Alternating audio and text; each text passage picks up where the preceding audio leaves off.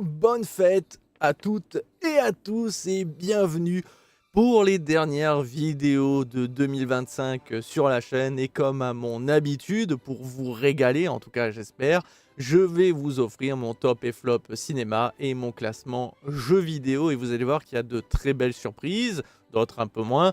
Et surtout, malheureusement, beaucoup de mauvaises surprises parce que oui, je trouve que c'est une année en demi-teinte. C'est pour moi l'une des pires années au point que je ne suis pas allé au cinéma quasiment. C'est d'ailleurs pour ça que pour mon classement, pour une grande première, quasiment tous les films que je vais parler, je n'en ai pas fait un guide d'après-séance.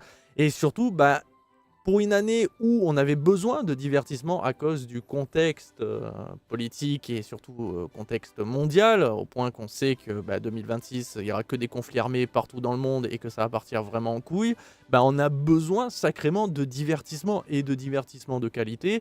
Et quand on voit que dans le domaine du cinéma, moi qui consomme quasiment que du blockbuster, de pas aller au cinéma, c'est bien la preuve que la qualité n'est clairement pas au rendez-vous, puisque moi, je suis pas trop exigeant. Moi, ce que je veux, c'est surtout ne pas me prendre la tête. Je veux me divertir, je veux manger mon popcorn et en prendre plein les yeux et plein la gueule. Et quand j'ai vu la gueule des films, quand je voyais à peine les bandes annonces, je me suis dit, mais non, on va pas dépenser son argent là-dessus. Et j'ai bien fait à de très grandes reprises, parce que vraiment, ça a été déception sur déception. Et finalement, les films que j'attendais pas m'ont le plus surpris. Et en matière de jeux vidéo, alors là, c'est la pire année. Vraiment, c'est catastrophique entre Sony qui n'exploite pas du tout une console qui est quand même vendue plus de 500 balles, qui est vraiment une console incroyable, mais il y a 3 jeux qui se battent en duel et que la plupart des jeux, c'est des jeux services dont tout le monde s'en bat les couilles et qui continuent d'investir dans ce domaine-là, on le voit avec Marathon. J'ai envie de dire, mais allez vous faire foutre Sony. Xbox qui a annoncé l'un des meilleurs catalogues pour la fin d'année avec plus d'une dizaine de jeux, dont Perfect Dark, on avait du Fable normalement, et soit les jeux sont repoussés, soit les jeux sont annulés.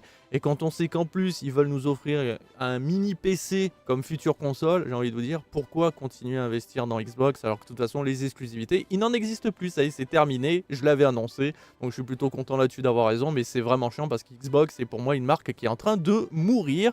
Et puis après, on avait Nintendo qui, en général, me régale toujours. Là, une Nintendo Switch 2 qui n'est pas du tout exploitée. Alors forcément, c'est les débuts, donc on ne s'attendait pas à 150 jeux. Mais quand on voit que le meilleur jeu qui exploite le mieux la console, c'est Donkey Kong Bonanza, et pas genre un Pokémon comme Pokémon Zelda qui est une catastrophe technique, même Metroid Prime 4 qui a été reboot, ça fait des années qu'on l'attend, et quand on voit que techniquement c'est plutôt pauvre, ce qui est digne de la Switch, mais pas la Switch 2, ouais, vraiment, j'ai les boules. Donc une année morose pour moi, une année qui m'a pas donné envie de me bouger, une année presque qui m'a rendu dépressif. Et donc, vous allez voir, mon classement est pas exceptionnel. En tout cas, j'espère vous surprendre. Alors, les règles sont simples pour mon top et flop. On va forcément spoiler. Donc, si vous n'avez pas vu les films ou si vous voulez juste pas être spoil, ne regardez pas la suite de cette vidéo puisqu'on va commencer avec le cinéma. Et on va commencer à la 5e place des meilleurs films. Et on y retrouve House of Dynamite. Alors, le film réalisé par la femme qui a fait Des mineurs. Un film où on suivait une équipe de démineurs en Irak, de souvenirs, et qui avait un vrai cachet parce qu'on voyait que c'était un film, parce que les acteurs, tout ça, mais en même temps, la manière de filmer faisait ça, que ça donnait l'impression d'avoir un documentaire où on avait un vrai caméraman en train de suivre une vraie équipe de démineurs faire leur travail, et ça donnait une ambiance de dingue, et ce film m'a beaucoup marqué, c'est un de mes films préférés, et donc forcément, quand elle annonce un nouveau film, ça a donné clairement envie, surtout que là, ça se passe pas dans un pays étranger par rapport aux États-Unis, c'est directement les États-Unis qui sont attaqués en plein dans leur territoire, et ça va donner un film avec énormément de tension qui va jouer sur les différents points de vue et les maillons de la chaîne de l'armée américaine, puisqu'on va d'abord avoir les militaires qui donc sont dans leur centre en train de travailler, puis tout d'un coup ils détectent un missile, donc un danger. Sur le moment ils savent pas que c'est un missile, ou en tout cas ils n'ont pas plus d'informations, mais il y a un danger qui s'approche, donc ils contactent leur hiérarchie et ainsi de suite. On va suivre à chaque fois un nouveau maillon de la chaîne, mais le film s'amuse à revenir en arrière pour que dès qu'il montre un nouveau maillon de la chaîne, on montre ce qu'il était en train de faire. Par exemple, il était en train de manger avec sa femme, il se préparait pour aller au travail, tout ça, il passe un coup de fil, puis tout d'un coup, il reçoit la nouvelle, donc là, branle-bas le combat, il doit se dépêcher, et on revient sur l'instant avec tous les maillons de la chaîne. On entend parfois des dialogues qu'on avait déjà entendus, mais avec un autre son parce que, bah, eux, ils étaient en visioconférence et puis la prochaine fois, on les verra directement, en plein centre de la caméra et hop, on rebascule sur un autre maillon de la chaîne, donc on revient en arrière, tout ça. Alors ce côté-là m'a pas trop plu, même si je comprends l'intérêt pour le film et par rapport à l'histoire racontée, mais moi ça m'a un peu posé problème de réentendre souvent les mêmes dialogues, tout ça. Mais je trouve que le film fonctionne énormément, la tension est toujours palpable parce que on imagine que le jour où ça arriverait, bah, même les gens les plus entraînés, dont c'est le métier, dont ils sont supposés être ultra professionnels et de ne pas craquer, vont craquer parce que, bah, on a beau être préparé, finalement, bah, quand ça arrive, on perd tous nos moyens. Mais c'est assez impressionnant. Alors, bien entendu, vu que c'est un film, on peut partir du principe que tous les secrets militaires ne sont pas dévoilés et que là, on nous montre enfin, des potentiels, mais ça ne veut pas dire que ça va se passer comme ça ou qu'il n'y a pas d'autres moyens de défense parce que là, il nous montre qu'à un moment, il balance 2 missiles pour se protéger et ça ne marche pas. Tu te dis que dans ce genre de situation, je pense qu'ils ont bien plus que ça, mais que aussi, et c'est une triste réalité, c'est que la technologie évoluant énormément avec l'IA, avec les drones, et ben en fait, il y a des missiles qui ne sont pas interceptables et donc, bah, une fois qu'ils sont balancés, c'est terminé. Et c'est effrayant de voir à quel point on est démunis et que si demain un pays décidait d'attaquer, mais de manière sournoise, parce que c'est ce qui nous est montré, on ne saura jamais quel pays a attaqué, puisque c'est balancé dans un endroit quelconque, de manière discrète, et ben, qu'est-ce que tu fais à ce moment-là? Et c'est là où c'est intéressant, puisque le film va nous montrer bah, comment vont réagir les plus hautes sphères de la hiérarchie jusqu'au président qui doit faire un choix. Doit-il riposter? Mais riposter contre qui puisqu'il n'a pas d'informations? Et s'il le fait, qu'est-ce que ça va engendrer? Et ainsi de suite. Et c'est hyper effrayant et vraiment la tension est assez insoutenable par moment. Et c'est pour ça que je recommande chaudement le film. Mais attention avec ce côté rollback des dialogues, peut-être que vous allez être comme moi un peu au moment de faire quelques petites avances rapides parce que bah, c'est un peu saoulant de réentendre les mêmes choses, mais j'ai quand même bien aimé le film et encore une fois, la réalisatrice nous offre une histoire poignante, touchante aussi, parce qu'on voit des hommes et des femmes souffrir de la situation et de montrer aussi une réalité qui pourrait arriver malheureusement dans les années à venir au vu de ce qui se passe dans le contexte mondial. À la 5e place des mauvais films, on y retrouve du James Gunn, et oui, avec Superman. Donc James Gunn, je rappelle, a été débauché par DC pour reboot le DC Universe, et donc il s'est attaqué pour ça à Superman. Il a changé d'acteur, il a décidé de nous offrir une histoire un peu différente, parce qu'on a l'habitude d'avoir un Superman qui, globalement, bah, sait que ses pouvoirs sont un danger, et donc il doit aider les humains plus que finalement les dominer. Il a quand même l'intelligence de ça. Il est quand même mature. Mais on avait déjà vu avec Smallville, la série, qu'on peut avoir un adolescent en tant que Superman et donc faire des erreurs, de ne pas connaître l'étendue de ses pouvoirs, de faire des mauvais choix, d'agir finalement comme un humain et comme un enfant, si on peut dire. Et ben James Gunn a décidé de faire à peu près pareil et de nous offrir un loser en tant que Superman, parce que James Gunn adore les losers, on le voit avec les Gardiens de la Galaxie. Alors pour les Gardiens de la Galaxie ça fonctionne, pour Superman ça ne fonctionne pas d'avoir un loser parce que c'est un danger public à ce moment-là, c'est un danger mondial puisque d'un claquement de doigts il peut éradiquer la planète. Donc d'avoir un loser qui a de tels pouvoirs, c'est inquiétant, et ce qui fait que pour moi j'ai passé un très mauvais moment devant le film. Parce qu'à aucun moment je suis attaché à Superman, j'ai même envie de lui mettre des beignes, et surtout je passe pas un agréable moment parce qu'il ne sert à rien. En fait, c'est un film Superman qui n'est pas centré sur Superman, il est centré sur tous les autres héros, et finalement Superman ne sera utile qu'à la toute fin pour affronter son clone. Mais c'est normal parce que c'est son clone, il n'y a que lui qui peut le faire, sinon les autres vont se faire péter la gueule et c'est terminé. Mais il est inutile sinon, parce qu'on le montre tellement inutile qu'à un moment, il est en train de parler à Loïs. Il est dans son appartement, tout ça, il parle de drama, blablabla. Et à côté, il y a un énorme monstre qui est en train d'attaquer la ville. Alors, il y a d'autres super-héros qui l'affrontent, mais Superman devrait agir. Il ne peut pas laisser les autres super-héros. C'est d'ailleurs même pour ça que c'est lui le chef de la Justice League. C'est lui qui, en général, essaye d'être partout dans le monde pour affronter toutes les créatures, affronter tous les dangers. c'est son rôle, enfin c'est lui qui décide d'agir ainsi, et là de voir un monstre à quelques mètres de lui et limite il est en mode m'en bats les couilles, ça la fout un peu mal, ou de voir même qu'il a de la peine de voir un monstre en train d'être attaqué une ville, donc de mettre en danger des gens, voire même d'en tuer, bon on nous le montre pas directement mais on peut l'imaginer, et que des super-héros décident de l'affronter et de le neutraliser, et que lui il a de la peine, voire même il serait prêt à le défendre. Et tu te dis, mais à ce moment-là, en tant que Superman, tu l'attrapes, tu l'emmènes au loin dans un désert pour pas qu'il détruise la ville, et tu essaies à la limite de le raisonner, et si tu peux pas le raisonner, tu l'affrontes et tu le neutralises sans le tuer. Là, à la limite, ça aurait du sens, mais là, il laisse faire, et il a de la peine, limite, il serait prêt à le défendre. Il y a des choses comme ça qui sont incohérentes. Bref, la mentalité et la personnalité de Superman a été pour moi une horreur à regarder. Lex Luthor est inintéressant. J'ai pas aimé le jeu d'acteur, j'ai pas aimé le casting. Bref, j'ai trouvé très décevant. Et pour un reboot, ça la fout mal. En tout cas, pour moi, c'est l'un des Superman les plus ratés, je parle en matière de personnalité. Après, si vous avez kiffé, tant mieux. Mais moi, vraiment, c'est une grosse déception. En plus, on voit quand même des super-héros décider de tuer. Alors, on le voit dans The Boys, et en vrai, dans l'univers de DC, c'est pas Batman tué, je rappelle, dans les débuts. Bon, ça a été changé parce que super-héros, il faut pas tuer tout ça, mais à la base, Batman tuer vraiment, c'est les méchants. Mais bon, il y a un moment, il y a tué, et il y a tué de manière, on va dire, parce qu'il faut défendre, ok. Sauf que là, on parle d'un homme politique qui a fait des choses horribles, mais là, on le tue parce que la vision politique ne nous convient pas. Mais si les super-héros faisaient ça à chaque fois, mais en fait, mais il y aurait beaucoup de morts. Alors oui, les hommes politiques ne sont pas tous bons, il y en a qui font... Voilà, il y a des dictateurs dans le monde, mais Superman ou n'importe qui ne peut pas déroger à des règles, et que la justice doit faire son travail, et que les super-héros, eux, doivent surtout s'occuper des menaces qui peuvent vraiment éradiquer le monde. Mais un dictateur n'éradique pas le monde, et c'est pour ça que j'ai pas trop compris le comportement de Superman, autant que de certains super-héros, donc j'ai trouvé ça très décevant.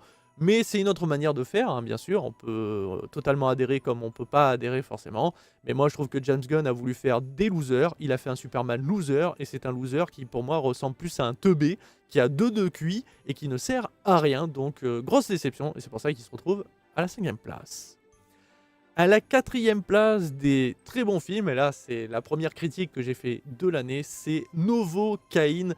Le film totalement déjanté où on suit une personne qui est atteinte d'une maladie extrêmement rare et qui existe dans notre monde, mais qui est tellement rare que très peu de gens sont affectés, et heureusement, puisque celui-ci est atteint d'une maladie qui le rend totalement insensible. Ça veut dire que vous pouvez planter un couteau, vous pouvez tirer dessus, il peut se bouffer la langue, il peut se brûler à tous les drilles, voilà, il peut se briser la jambe, marcher dessus sur des kilomètres et kilomètres sans même s'en rendre compte parce qu'il ne sentira jamais rien. Et ce qui fait qu'à un moment, une personne dont il va tomber amoureux au premier regard va se faire kidnapper suite à un braquage, et donc il va décider de retrouver sa trace et quelque part profiter de cette faculté de ne rien ressentir pour se battre, même si ce n'est pas un combattant. Et c'est là où c'est très plaisant parce que ce genre de film, on a l'habitude avec John Wick entre autres, où on nous montre toujours des gens experts dans le domaine des combats, de l'utilisation d'armes à feu, d'outils, bref, c'est tellement des experts que même une armée entière ne pourrait pas les arrêter, on l'a vu avec John Wick, on a l'impression que ce sont des personnages de jeux vidéo, alors que là on parle d'un mec totalement lambda qui travaille dans une banque et qui a juste cette maladie qui fait qu'il ne sent rien, donc quelque part, qu'il prenne des nions ne le dérange pas trop, le plus important pour lui c'est juste de ne pas mourir ou de pas trop non plus avoir de cicatrices, parce que forcément c'est pas toujours agréable, et donc quand on le voit plonger sa main dans de l'huile bouillante pour récupérer une arme et se défendre, au moins on se dit c'est quelqu'un qui est comme nous, juste il a cette maladie qui fait que il a un gros avantage par rapport à nous, et ça donne des situations tellement cocasses comme quand il rentre dans la maison avec des pièges, il se fait planter un truc dans le dos et puis il s'en rend pas compte, et quand il passe devant un miroir en mode bon c'est où, et puis là oh merde, ah mais j'ai un truc dans le dos depuis tout à l'heure. Ça donne des situations drôles quelque part, et en même temps c'est horrible, ça nous pousse notre sadisme à son paroxysme parce qu'on a envie que ça aille encore plus loin. On veut le voir faire des trucs dingues, on veut le voir limite se prendre les trucs les plus fous pour voir si à un moment, est-ce qu'il va ressentir un picotement. Et c'est pour ça qu'à la fin, quand on voit l'os sortir de son bras et qu'il plante le mec avec, t'es en mode ah c'est dégueulasse. Et ouais, donc le film est simple, un film popcorn comme j'aime. et j'ai vraiment kiffé, j'ai passé un très bon moment dessus et ça marche, hein, au moins on n'a pas un combattant hors pair, il fait n'importe quoi mais il s'en sort parce que, bah, comme il ressent rien, il peut faire des trucs un peu fous, mais on n'a pas ce mec expert en arts martiaux qui fait des trucs de malade et en plus il a l'avantage de rien ressentir donc ça serait ultra pété. Donc ouais, j'ai bien aimé et c'est pour ça que je l'ai mis à cette 4e place parce que c'est un film que je revois avec grand plaisir comme les John Wick. Pas comme Ballerina. À la 4e place des pires films, et ouais, il fallait qu'il y soit, hein, Jurassic World Renaissance. Putain, qu'est-ce que j'aime Jurassic Park. Qu'est-ce que j'ai bien aimé le premier Jurassic World, donc la suite, où on nous proposait un nouveau parc d'attractions à la pointe de la technologie, où on décide d'exploiter les dinosaures, mais en les modifiant génétiquement pour leur permettre de nouvelles capacités, comme devenir invisibles, ou les transformer visuellement, parce que, bah oui, en tant que parc d'attractions, bah, il faut à chaque fois de nouvelles attractions, et malheureusement, bah, c'est bien de voir des dinosaures, mais quand tu vois toujours les mêmes chaque année, bah, c'est décevant, donc il faut de nouvelles créatures. Et donc j'aimais bien ce concept-là, et c'est pour ça que j'attendais Renaissance, parce qu'on nous promettait un nouveau monstre unique, avec un design vraiment de malade, et en fait c'est un gros T-Rex avec une grosse couille sur le front. Il est dégueulasse, et quand on sait qu'il y a des gens, ils se sont plaints de Alien 4 avec Ripley qui avait sorti un xénomorphe humanoïde, les gens ils se moquaient au niveau du design, ben, honnêtement je trouve bien plus réussi que cette putain de couille sur pattes ignoble, inutile, on le voit que pendant 1 ou 2 minutes à la fin, on nous l'a teasé pendant des plombes pour que dalle, il est décevant, et surtout l'écriture de ce film est ratée, tout est ultra prévisible, genre on voit à des kilomètres que la meuf, enfin la gamine va se faire pousser dans l'eau par le mec qui avait juste les boules et qui veut tuer la famille tranquillement, genre, et ça va passer inaperçu, ça n'a aucun sens. Le couple d'adolescents là, ah ils sont prises de tête, c'est pas drôle, mais bon voilà, c'est pour créer un lien familial avec le beau-père qui n'aime pas trop, puis au final il va l'apprécier parce qu'il va protéger sa fille adorée, ah c'est à vomir. Enfin, honnêtement, le film est raté. Il n'y a aucune tension, alors que quand même, les Jurassic Park, c'est ce qui a fait tout le charme. C'est cette tension qui monte avec le regard des dinosaures, avec leur manière de se déplacer, le côté prédateur. Et là, il n'y a jamais le côté prédateur. C'est juste ultra prévisible. Et donc, toute la tension qu'il aurait pu y avoir n'existe pas, et donc on passe juste en mode film bête et méchant avec 2-3 monstres qui surgissent en mode waouh, ouh, quelle tension palpable. Et bref, un film très décevant, l'un des pires de la licence. Je pense qu'il est temps d'abandonner Jurassic.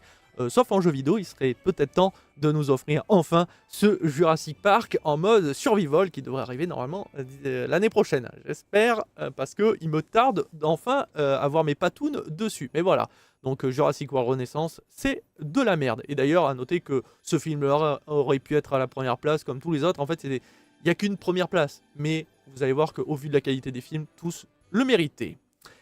À la 3e place, des très bons films, et là vous allez voir c'est une très grande surprise puisque ça fait partie de ces films que je n'attendais pas du tout et qui pourtant j'ai kiffé. Ce n'est autre que Avatar de feu et de cendres. Et oui, le 3e opus de la saga James Cameron, et putain il a réussi enfin à refaire un bon film après le 1 parce que le 2 c'était une merde monumentale. Je pèserai jamais mes mots là-dessus. Au moins, cette fois, il a réussi vraiment à faire une continuité sur la personnalité des personnages, sur leurs choix, sur leurs convictions, puisque entre le 2 et le 3, ils ne bougent pas. Ils sont toujours convaincus que ce qu'ils font, c'est une bonne chose. Il y a toujours de la tension dans cette famille qui grandit encore plus après le décès de leur fils, donc le fils de Sully et de Neytiri. Donc il y a le deuil qui se rajoute, donc on sent vraiment un poids dans cette famille qui grandit tellement qu'on a l'impression qu'à tout moment ils vont se séparer. Alors on voit que Sully essaye de tant bien que mal, après des mots douloureux, de réconforter. Bon, il y a des doublons, ça se répète assez souvent. En plus, James Cameron étant pas très doué, il reprend énormément de plans ou même d'arcs narratifs du 2, comme il avait fait avec le 1. Mais au moins là ça fonctionne beaucoup mieux, les personnages sont bien plus attachants, il y a un meilleur développement surtout vers la fin où on comprend pourquoi cette fois ils repartent un petit peu en arrière. Sully recroit en Ewa et essaye même de convaincre ceux qui n'y croient pas. On a aussi Neytiri qui, après avoir côtoyer les humains et même épouser entre guillemets un humain, avoir fait des enfants bâtards, était devenu une raciste, et ben redécouvre que finalement les humains sont pas tous mauvais, bien au contraire, et que il va falloir les côtoyer, les accepter, mais de lutter contre les méchants. Et puis voilà, c'était très cool. Maintenant, c'est vrai qu'il y a un côté très décevant pour moi sur l'histoire, et j'en avais pas parlé dans ma critique, c'est en fait, ce que je trouve dommage, c'est que le peuple de cendres, alors moi j'ai appelé le peuple de feu, mais bon, de feu et de cendres, voilà, n'ait pas été exploité de manière à ce que ça soit eux qui aillent chercher les humains, parce qu'ils tombent nez à nez avec les humains, mais par inadvertance, et surtout sur leur technologie, et c'est la technologie qui les attire. Mais moi, j'aurais aimé que finalement la guerre enclenchée par les humains, l'extraction de ressources, remet en route quelque part la chaîne volcanique, et on sait que c'est à cause du volcan qu'ils ont perdu leur terre, et que Ewan ne les a pas protégés de ce volcan, et donc c'est pour ça qu'ils idolâtrent un petit peu le feu, ils s'immolent avec le feu pour des attaques suicides, etc. Et j'aurais aimé que finalement ça soit la conquête humaine et les actes humains sur la planète qui enclenchent finalement le volcan, et qui poussent finalement le peuple de cendres à se déplacer à nouveau parce qu'ils sont en danger, et peut-être aller chercher la cause, et c'est en cherchant la cause qu'ils vont tomber sur les humains, et peut-être les attirer vers une nouvelle religion quelque part, parce qu'on peut avoir la religion spirituelle, mais la religion technologique, et donc peut-être créer une nouvelle religion, et on aurait une nouvelle tribu de feu, mais par le biais de la technologie, des armes à feu. Ça aurait été vraiment très cool. Alors peut-être que c'était peut-être pensé de cette manière-là, mais ça n'a pas été en tout cas montré à l'écran, et j'aurais kiffé, je pense que ça aurait été vraiment très cool, et peut-être que dans l'épisode 4, on aurait eu vraiment, on voit carrément des peuples Navi adorer la technologie humaine et faire qu'un avec les humains et leurs armes, et peut-être faire des costumes entre le côté tribal et technologique. Enfin, il y aurait pu avoir des combinaisons très cool, et j'aurais kiffé voir ça, mais peut-être plus tard. En tout cas, là, c'était pas le cas. Mais j'ai kiffé de voir le nouveau peuple de Feu et de Cendres. Il y a vraiment des idées très intéressantes, même si ça fait penser, entre autres, à Mad Max, avec Soyez témoin, c'est un peu dans le même délire hein, quand les attaques suicides, mais j'ai vraiment kiffé, le film est bon, il y a de l'action, et là c'est de l'action dantesque, avec plein de nouvelles créatures, bon il y en a 2-3, mais ça fait plaisir, et puis même visuellement il y en a beaucoup plus, donc les combats sont plus intenses, mais quand même un peu trop de répétition. Comme je dis, pour moi, James Cameron ne doit pas être à l'écriture. Il doit bien sûr vérifier parce que ça reste son bébé. Mais pour moi, il ne doit pas être à l'écriture. Il faut laisser des gens un peu plus doués et mettre des gens beaucoup plus doués. Et lui, il doit rester derrière la caméra parce qu'encore une fois, il nous offre un film qui, par contre, visuellement est splendide. C'est magnifique. Et là, au moins, cette fois, on n'est pas que dans l'eau. Là, on revient sur la terre, on revient avec des rochers, avec la nature. On propose beaucoup plus de visuels, et c'est bien meilleur. Et c'est pour ça que ce film se retrouve à la 3e place. Et je suis aussi surpris que vous, parce que honnêtement, après le 2 que j'avais vraiment détesté à un point que j'allais dire tellement de haine dessus que j'allais boycotter le 3 pour ma part. Et finalement, je me suis laissé surprendre, conquis. Et on va pas se mentir, James Cameron a réussi à me cueillir. Donc j'espère que pour le 4, ça sera la même chose. Mais bon, avec lui, il y a tout ou rien. Ah, la 3e place des mauvais films. Et là, vraiment, c'est une merde. C'est The Gorge. Hein.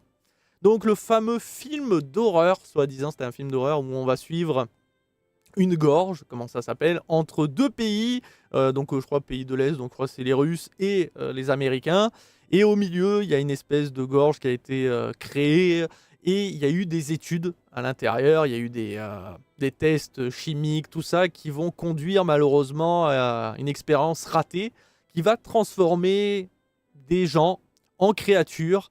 Et malheureusement, ces monstres essayent de remonter à la surface, et c'est pour ça que les 2 pays séparés ont décidé d'émettre un système de défense chacun de leur côté, avec un mirador de part et d'autre, et après vous avez des mines, des tourelles qui doivent donc empêcher ces créatures, et à chaque fois ils embauchent un nouveau militaire, un nouvel agent qui va devoir rester quelque temps sur place et faire en sorte qu'il y ait des munitions dans les tourelles, qu'il y ait des mines posées, etc. Surveiller le périmètre. Et après, ils seront remplacés et éliminés parce qu'il ne faut pas que le secret soit dévoilé. Et on se dit que ce film aurait pu se clôturer en moins d'1 minute, puisque comme avec Tchernobyl, il suffisait de mettre un sarcophage. Parce que oui, vous mettiez un sarcophage sur cette gorge, alors bien sûr, elle est vaste, mais c'est totalement possible de le faire. Et donc à ce moment-là, les créatures ne pourraient jamais en sortir. Et fin de l'histoire. Voilà, donc on essaye de nous créer une histoire qui fonctionne, ça ne marche pas. En plus de ça, on nous met de nouveaux snipers qui sont supposés être ultra détachés, attachés à personne, ils font qu'éliminer. Et là, la meuf, au bout de même pas une soirée, elle voit le mec au loin.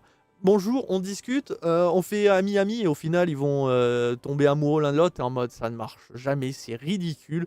Et puis après, ce qui se passe dans la gorge avec les monstres, c'est... Il y a aucune tension, il n'y a même pas d'horreur. C'est supposé être horrifique. Et il ne joue jamais sur les traumatismes de ces deux militaires où ils auraient pu avoir des hallucinations, ils auraient pu voir des monstres alors qu'il n'y en a pas, ils auraient pu s'attaquer l'un l'autre et puis au final ils vont découvrir qu'il y a pire, et puis tomber dans cette gorge, ils vont voir des trucs horrifiques avec des corps dégueulasses et tout, mais non en fait c'est juste des corps qui ressemblent à des monstres de Pirates des Caraïbes. Voilà, donc c'est nul. Et vraiment, le film est raté de bout en bout. Il dure plus d'une heure. On s'emmerde dès les premières minutes. Enfin, c'est... La seule chose qui est intéressante, c'est de voir que Sigourney Weaver est dans le film, qu'elle est là pendant une minute, je crois, et qu'elle a dû bien se faire payer pour ne pas être trop à l'écran parce qu'elle savait que c'était raté. Et elle a bien eu raison et j'espère qu'elle s'en est mis plein les fouilles. Pas en tout cas pour ma part puisque j'ai perdu de l'argent et je ne le conseille même pas en version illégale parce que ce film est raté de chez raté. À la deuxième place des très bons films, ma pépite à moi, Predator, Badland, et oui, le retour des Predators dans un bon film. Et putain, ça faisait longtemps parce que même le film d'animation, je l'avais pas trop kiffé. Donc j'espérais enfin avoir un très bon film Predator à la hauteur de Prey, hein, je parle, puisque Prey c'était vraiment le dernier en date. Mais quand on avait vu Predators et même on se disait qu'à chaque fois qu'il y avait un très bon film Predator, les suites sont rarement bonnes ou en tout cas ça part vite en couille. Et là, bah, finalement, on ressent la même patte que Prey, on sent tout l'amour pour cette race extraterrestre. Et en plus de ça, on va bien plus approfondir leur relation au sein de leur clan et de montrer qu'au finalement, ils sont très humains. Et on sent quand même que les Predators, c'est un peu des humains, mais juste en plus musclés et plus laids, je sais pas. Parce qu'après tout, on n'a pas encore vu de femelle. Et normalement, c'est pour le prochain film, puisqu'on va voir la maman de ce Predator. J'ai envie de voir à quoi ça ressemble. Mais en attendant, bah, le film est très cool. Il est super bien chorégraphié au niveau des combats entre les Predators.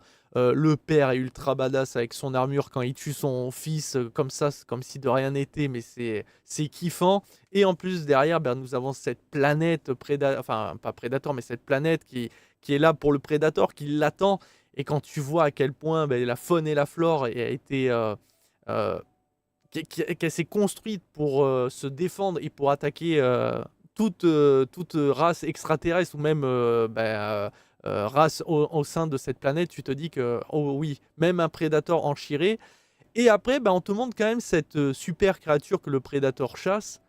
Et tu te dis, mais en fait, le xénomorphe à côté, c'est rien. Parce que le xénomorphe, on peut le tuer. Mais le monstre qu'on nous montre, hormis si on le gèle et vraiment il faut le geler, il ne peut jamais mourir. Parce qu'il se régénère, les parties de son corps se refusionnent. C'est plus balèze qu'un xénomorphe. Et là tu te dis, mais en fait c'est la race ultime.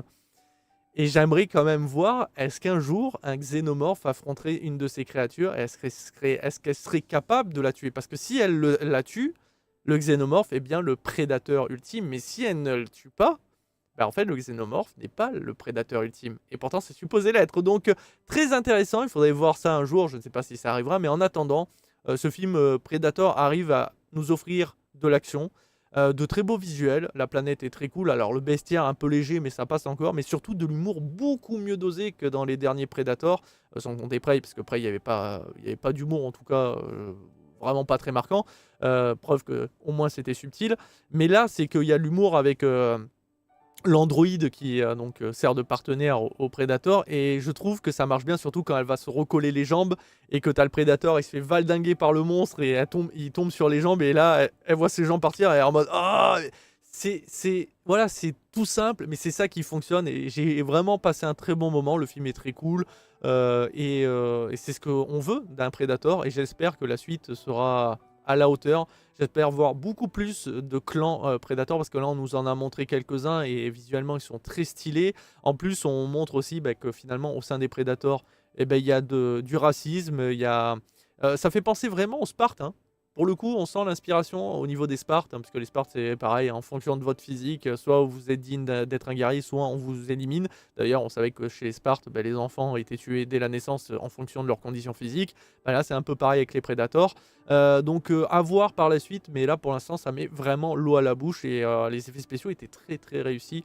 Donc, j'ai kiffé ce Predator et c'est pour ça que je le mets à cette seconde place. À la seconde place des très mauvais films, c'est une adaptation, la seule, l'unique, Minecraft. Alors, on va mettre les choses au clair, je l'avais dit d'ailleurs dans la vidéo des Games Awards, ce n'est pas une mauvaise adaptation, je dirais même que c'est une très bonne adaptation qui réussit parfaitement à mettre en lumière Minecraft. Si vous ne connaissez pas, ou même si vous connaissez, vous lancez le film et vous voyez Minecraft, à quoi ça ressemble, les mécaniques de l'univers, les monstres, les peuples qui y vivent, bref, c'est du Minecraft pur jus. Mais malheureusement, comme c'est un film bac à sable, donc qui n'a aucune histoire à la base, hein, je parle à la base, hein, c'est pas le concept, ben, il fallait construire une histoire autour de ça. Et on sent un peu l'inspiration de Jumanji, mais sans le charme de Jumanji. Là, c'est totalement raté, les personnages sont nuls, le jeu d'acteur est pas très bon, même pour Jason Momoa, et en plus son personnage est horripilant, il est vraiment chiant, et t'as envie de lui mettre des claques. L'humour est raté, même avec Jack Black, alors que bon, normalement, il est supposé arriver à nous faire rire facilement, rien que par sa démarche, sa manière de jouer, ou juste quand il chantonne, mais même là, la chanson est pas réussie.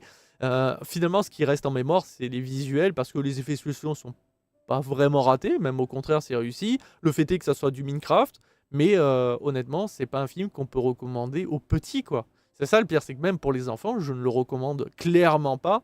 Et c'est dommage parce que je pense qu'il y avait moyen de faire mieux, ou tout simplement de ne pas faire. Parce qu'il y a des fois, il y a des jeux vidéo qui ne méritent pas une adaptation, pas parce qu'ils sont mauvais, juste, bah, ce sont des jeux vidéo qui ne racontent pas plus qu'être un jeu vidéo. Et Minecraft, à la base, c'est juste un bac à sable. On est là pour construire des choses, tout ça. Après, les joueurs ont réussi à créer des histoires, à créer des modes de jeu qui permettent des choses, mais à la base, c'est pas le cas. Donc, il fallait se contenter de ça. Et pourtant, ils ont essayé d'offrir une histoire et c'est raté. C'est pour ça que je le mets à cette seconde place, parce que finalement, le fait est que ça reste une bonne adaptation de l'univers, ne lui permet pas d'être à la première place, mais honnêtement, c'est raté de chez raté. C'est... Oh, que c'est mauvais, bordel. Mais bon, hein, les adaptations de jeux vidéo, c'est soit c'est vraiment bien, soit c'est à chier. L'entre-deux, c'est vraiment, vraiment pas le cas.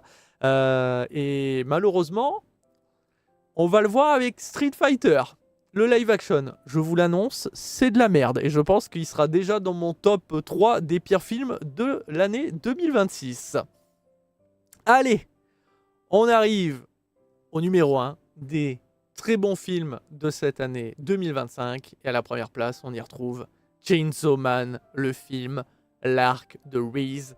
Oui, un film d'animation et sur un animé que j'aime particulièrement, donc Chainsaw Man, l'homme tronçonneuse, l'homme qui a fait qu'un avec un démon tronçonneuse, un petit bébé hein, en plus, tout mignon, et qui va donner son âme à cet humain qui l'a côtoyé, chouchouté, traité comme son égal, et ça va lui donner la capacité d'avoir des tronçonneuses partout, et c'est très stylé, et ça donne des combats assez violents contre les démons, et en plus, bon bah, je reconnais un peu le personnage un peu pervers qui pense surtout au corps féminin, qui peut tomber amoureux pour ce genre de raisons. Mais on sent aussi que, au-delà d'être un grand enfant, parce que même en tant qu'adolescent, ou même presque un adulte, bah, ça reste un grand enfant, bah, c'est un personnage qui est très touchant et tu vois une belle évolution. Et c'est pour ça que bah, ce film, je ne l'avais pas vu au cinéma, moi je l'ai vu que vraiment chez moi, sur mon PC.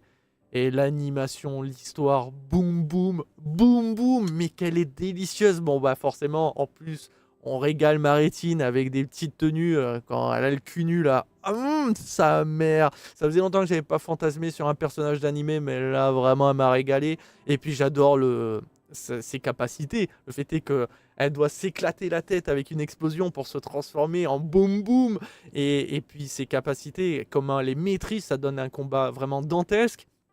Et en plus, le film, l'animé, propose différents styles d'animation. Alors, pas tout le long, hein, on regarde une animation classique sur 90% du film, mais à des moments, on va avoir des animations un peu différentes.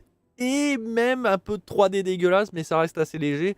Mais globalement, c'est un film qui en met vraiment plein les yeux. Et surtout, bah, si vous avez kiffé la première saison de Chainsaw Man, c'est un film que vous allez kiffer et qui donne plus qu'envie d'une saison 2. Et j'espère qu'elle sera tout aussi quali visuellement. On sait qu'il y a des animés qui perdent en qualité au fur et à mesure du temps. Coucou One Punch Man, saison 3. Et dire que c'est les mêmes, les mêmes dessinateurs, animateurs qui vont faire la saison 4. Mon Dieu. Mais ouais, donc Chainsaw Man, si vous l'avez pas vu, je le recommande chaudement. Je vais pas rentrer plus dans les détails, mais juste pour Boom Boom. La relation aussi qu'elle aura avec Chainsaw, je l'appelle comme ça, parce que ça montre à quel point même un enfant ne se laisse pas forcément charmer aussi facilement, même si ça lui fait perdre la tête, mais on sent que son premier amour compte vraiment beaucoup. Et j'ai trouvé hyper touchant la fin. C'est là la grande force de ce film, c'est qu'on a un personnage qui fait du mal et qui le fait de manière assez virulente, et qui pourtant, comme avec un petit peu Thanos avec le film Avenger, on a un grand méchant qui arrive à être attachant. Et à la fin, quand on la voit arriver dans cette ruelle, quand on voit pourquoi elle veut aller là pour revoir cette personne, ouais, ça m'a pincé le cœur et c'est triste ce qui lui arrive parce que Boom Boom, finalement, elle m'a fait Boom Boom dans mon petit cœur. Mais ouais, j'ai kiffé et je le conseille fortement parce que l'animation est folle. Et puis même les combats sont très cool, c'est dynamique, c'est violent, ça explose, c'est tout ce qu'on aime de Chainsaw Man. Un excellent premier film et qui annonce une saison 2, j'espère, tout aussi épique.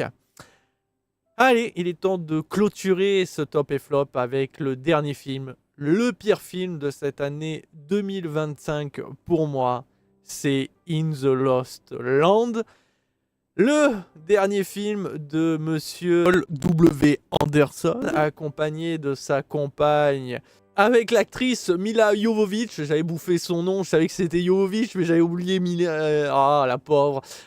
Donc oui, hein, sa femme qui est là dans toutes ses adaptations de jeux vidéo, depuis Resident Evil jusqu'à Monster Hunter. Et oui, c'est lui aussi. Et là, eh ben, il a décidé de ne pas faire vraiment une adaptation de jeu vidéo, mais il nous offre un univers digne d'un jeu vidéo, sauf que c'est tout aussi naze, mais vraiment, c'est raté, que ça soit les effets spéciaux, que ça soit l'ambiance, que ça soit l'histoire, que ça soit même le jeu d'acteur. On a Dave Bautista, qu'il est nul. On a même Mila qui vraiment ne sauve pas le film, c'est surjoué, il y a rien qui va. Mais alors l'histoire, c'est quand même à mourir de rire. Donc on suit une sorcière qui est incarnée par Mila Jovovich et qui à un moment doit retrouver la trace d'une bête, donc un loup-garou, et elle doit le retrouver pour la reine je sais plus qui, bref. Et dès le départ, on sait que le loup-garou, c'est Dave Bautista. Mais dès les premières secondes, on sait que c'est lui. Et donc, on est obligé de les suivre parce elle fait genre qu'elle sait pas que c'est lui, blabla. Et c'est qu'au dernier moment qu'elle va le trahir en disant « Ah, je savais que c'était toi depuis le départ, j'ai fait juste semblant à battre. » Mais nous, on le sait depuis les premières secondes. Putain, tu nous emmerdes. 1 heure et quelques de film qui ne sert à rien. C'est juste long. L'action est nulle. Il ne se passe rien dans le film. Elle a des pouvoirs, elle ne s'en sert jamais. Lui, c'est un loup-garou, il ne sert à rien. Alors qu'il est supposé être ultra badass, parce qu'il est entre un espèce de Van Helsing surdimensionné, hein, parce que physiquement, Dave Bautista est quand même ultra baraqué, mais il a l'air ridicule dans son costume. On aurait pu avoir plein de monstres, on aurait pu avoir un bestiaire très cool, jouer avec le côté heroic fantasy slash post-apo, mais non, c'est jamais exploité. Le film est raté, c'est même pas un nanar. C'est ça le pire, c'est qu'à la limite, on aurait pu le mettre dans une catégorie nanar parce qu'il y a un côté un peu attachant au film. Il y a des trucs un peu réussis, il aurait pu être drôle, il aurait pu quand même avoir un côté violent, gore qui aurait pu rester dans les mémoires. Mais il n'y a rien qui est bien dans ce film, et vraiment tout est raté. Honnêtement, Anderson, c'est fou comme il est nul. Et en même temps, on lui reproche beaucoup de choses, mais il a réussi quand même le premier Resident Evil, qu'on le veuille ou non. Même la saga Resident Evil est pas si nulle que ça. Pas tous les films en tout cas, il y en a quand même quelques-uns qui marchent. Mila Jovovich, ça m'attriste de le dire, mais c'est triste. Ça aurait pu être une excellente actrice, mais elle a décidé de jouer que dans des mauvais films, ou en tout cas pas des très bons films qui marquent les esprits.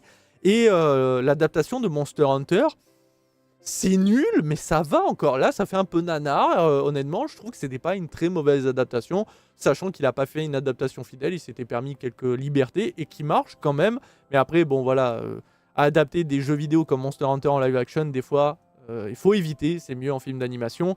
Mais ouais, c'est un duo assez étonnant. Pour le coup, ils se sont bien trouvés.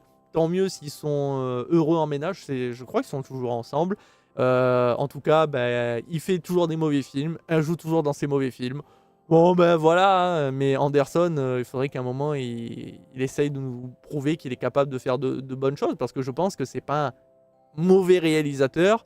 C'est juste qu'il réalise que des mauvais films. Bon, en tout cas, quand il est au scénario et qu'en plus il est derrière la caméra, je pense qu'il faudrait juste qu'il trouve un bon scénario, qui suit juste le scénario et qui filme. Et je pense que ça peut donner de belles choses avec Mila Jovovich, sa compagne. Mais là, en tout cas, In the Lost Land, pour moi, c'est un film qui m'a marqué tellement. C'est nul du début jusqu'à la fin. Il n'y a rien à sauver. D'ailleurs, pour vous dire, j'ai dû regarder le film en x2 tellement c'est long. Les dialogues sont insipides, tout est insipide, les personnages sont jamais attachants. En plus d'ailleurs, il y a une relation entre la sorcière et le qui ne marche pas. Enfin bref, c'est raté de chez raté. D'ailleurs, le final où ils se retrouvent en mode finalement, on va peut-être se laisser tenter. Bref, vomitif. Voilà qui conclut mon top et flop. Alors un peu long, hein, forcément, il y a beaucoup de choses à dire. Bien entendu, ça reste un classement personnel, hein, ce n'est pas objectif, c'est subjectif sur la qualité des films, comment moi je les ai reçus. Je pense qu'il sera très différent pour vous, mais n'hésitez pas à me partager votre top et flop. Mais j'espère que ouais, 2026 sera meilleur. Et ben on va se retrouver donc pour ceux et celles pardon, qui sont intéressés pour mon classement jeux vidéo. Et si ça ne vous intéresse pas, eh ben je vous souhaite à toutes et à tous une excellente fête de fin d'année et une très bonne année 2026 qui j'espère vous sera meilleure que 2025 et plus lucratif en matière d'argent, en matière d'amour, de santé et le tutti quanti. Et donc je vous dis à très bientôt pour toujours plus de vidéos, que ce soit sur Twitch ou YouTube ou à tout à l'heure pour le classement. Ciao ciao les amis.